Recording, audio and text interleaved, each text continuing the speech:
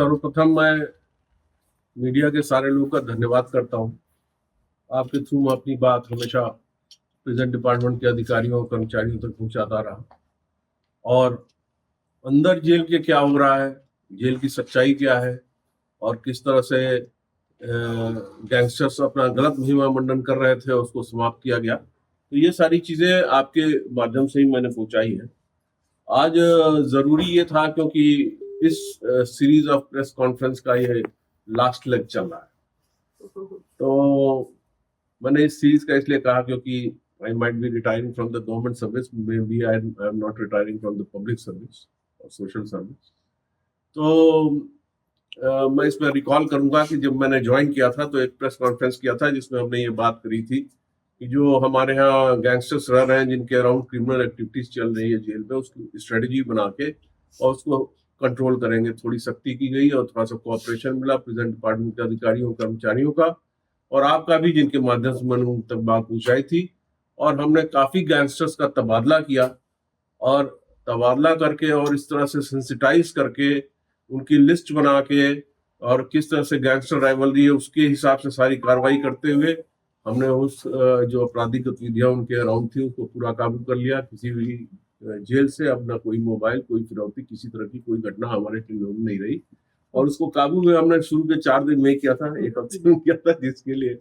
आप लोग भी धन्यवाद के पात्र हैं। प्रेजेंट डिपार्टमेंट के अधिकारी और कर्मचारी धन्यवाद के पात्र हैं जिन्होंने मेरे साथ वो उस मुहिम में मेरा साथ दिया। उसके बाद हमने दूसरी बात प्रेस कॉन्फ्रेंस में करी थी जिसमें हमने गैंगस्टर कल्चर को खत्म करने की बात कही थी, जो महिमा मंडन इनका चल रहा था, जो इनकी पेशी में पीछे से गाने बजते थे, इंस्टाग्राम पे अपने को दिखाया जाता था और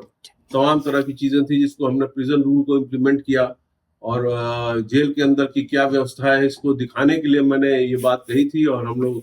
जेल में मीडिया के लोगों को, पत्रकारों को लेके हम गए भी थे और हमने दिखाया कि 6x6 के सेल में 3 या 4 गैंगस्टर के किस तरह से साथ रहते हैं, उसी में इनका टॉयलेट है, खाने के लिए रोटी सब्जी और रोटी दाल मिलती है। देखा होगा कि जो सोशल मीडिया पे जो एम्प्लॉयमेंट चल रहा था, युवाओं को बहका के और उनसे गलत काम कराने के लिए उकसाया जाता था, वो एकदम से बंद हो गया।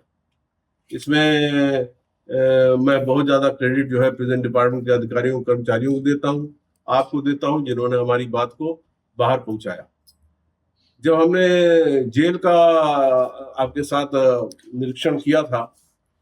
तब आपने देखा होगा कि वहां पे तमाम तरह की चीजें भी बन रही थी, वेलफेयर की चीजें भी बन रही थी और बेकरी का सामान बन रहा था, वुड क्राफ्ट का था और प्रिंटिंग प्रेस भी था, जो कि कैदियों द्वारा ही मैनेज किया जा रहा था, प्रिजन द्वारा ही किया जा रहा था। सारी चीजों के रेट्स बड़े कॉम्पिटिटिव थे और क्वालिटी भी बहुत हाई थी। वहां से ये बात हुई थी कि इसको जो वोकेशनल ट्रेनिंग है उसको धीरे धीरे सिस्टम में लाया जाए और इसके लिए 5 ITI और 5 पॉलिटेक्निक स्टैब्लिश किए गए और 5 ITI 5 पॉलिटेक्निक स्टैब्लिश किए गए, जो इस तरह से थे करनाल, पानीपत, फरीदाबाद, गुड़गांव और रोहतक। और उसमें भी ऐतिहासिक कार्य ये हुआ कि चीफ जस्टिस ऑफ इंडिया ने 6 दिसंबर को उसका उद्घाटन किया और सारे वरिष्ठ जजेस वहां पे उपस्थित थे और उसकी काफी सराहना की गई क्योंकि रिहेबिलिटेशन का ये जो प्रोग्राम है, ये वर्ल्ड के जो फर्स्ट क्लास के जो मोस्ट डेवलप्ड नेशन माने जाते हैं उनके कैटेगरी का हमारे पास ये रिहेबिलिटेशन प्रोग्राम चालू किया गया। इसके आगे फिर मैंने जो बात रखी थी वो रखी थी कि किस तरह से फॉर्मल एजुकेशन को बढ़ावा दिया जाए। उसमें NOIS और अपना इग्नोयू का वो रखा गया था जिसमें 10th और 12th का जो है NIOS से मिलता है और इग्नोयू की तरफ से BA और MA की डिग्री मिल रही है। जब हम ये सारे कार्य कर रहे थे तो हमारे मित्रों ने, आपके मीडिया के मित्रों ने ये सजेस्ट किया कि चीजें जो है बड़े हाई क्वालिटी की बन रही हैं और एक आउटलेट जो है वहाँ पंचकुला में खोला जाए और वो जनता के लिए खोला जाए, जिसमें जनता अपने मर्जी से उसमें पेमेंट करके वो सामान पा सके, जैसे वो अम्बाला में पा रही है। तो हमने यहाँ रिसेप्शन के बगल में ही एक नया आउटलेट खोल दिया है जिसमें हरियाणा जेल के जितने भी प्रोडक्ट्स हैं वो सारा इसमें आपको डिटेल मिल जाएगा। इसमें एलोवेरा जेल भी है, वुड क्राफ्ट का सामान है, घड़ियां हैं बहुत अच्छी बनी हुई, लकड़ी के बने हुए बहुत ही अच्छे सामान है टॉप क्लास के। और इसमें ब्रेड है, गार्लिक ब्रेड है जो जिसकी बड़ी प्रशंसा हो रही थी, और बेकरी के ढेर सारे अन्य सामान है और ये आप लोग के लिए उपलब्ध है, जनता के लिए उपलब्ध है। जनता यहाँ पे आए, बाहर रजिस्टर लगा दिया गया है, बंदा छोड़ दिया गया है, तो वो आपको उस पे रजिस्टर पे आपका नाम और मोबाइल नंबर चढ़ाएगा, कितने का आपने सामान खरीदा वो आपको उसके उसी के हिसाब से आपका भुगतान करके और सामान आपको दिया जाएगा। और ये इसका जो पैसा है वो 0055 में अपना गवर्नमेंट ट्रेजरी में जाता है। पर इसमें अलग अलग प्रोडक्ट पे जो प्रिजन इनमेट है उनको भी पैसा जाता है, किसी पे 10% है, किसी 20 है, 30 भी है, 40% भी है। तो वो परसेंटेज इस हिसाब से है और उसके हिसाब से उनको प्रॉफिट होता है। तो ये काफी वेलफेयर का एक काम हुआ है। और इससे जो है, जो मुझे लगता है कि जो जेल के अंदर की जो जो उत्कृष्ट सामान बन रहे थे और जो उत्कृष्ट बेकरी का सामान बन रहा था, वो सुलभ रेट पे जनता को और आपको सब लोगों को उपलब्ध है। और इसके लिए मैं आप सब लोगों को धन्यवाद करता हूँ। Thank you. सप्लाई करते हैं कुछ आर्मी को अभी तो कोई सप्लाई नहीं करते। और हमारे यहाँ से ही अगर किसी का ऑर्डर आता है, जैसे कोई ऑर्डर देता है, पहले अम्बाला जेल के बाहर जो आउटलेट था उसमें ऐसा ही था,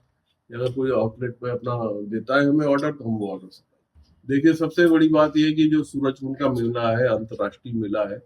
उसमें सबसे बढ़िया और सबसे अच्छा स्टॉल हमारा चलता है। और पीछे उसमें 2 करोड़ से ऊपर की हमारी सेल थी। और जो इसके अलावा भी जो छोटे मेले हैं, जैसे अब तो पीछे यमुनानगर में एक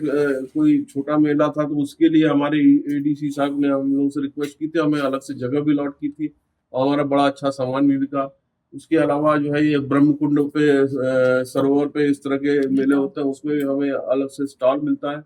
और अलग से हमें जगह अलॉट की जाती है। तो जितने ढेर सारे हमारे पास मेले हैं, चाहे वो स्थानीय प्रशासन द्वारा रिक्वेस्ट किया जाए या वो प्रदेश स्तरीय कोई योजना चल रही हो, उसमें हमारा लगातार पार्टिसिपेशन है और उसकी वजह से हमारी और बिक्री बढ़ रही है और पॉपुलैरिटी जेल के प्रोडक्ट्स की बढ़ रही है।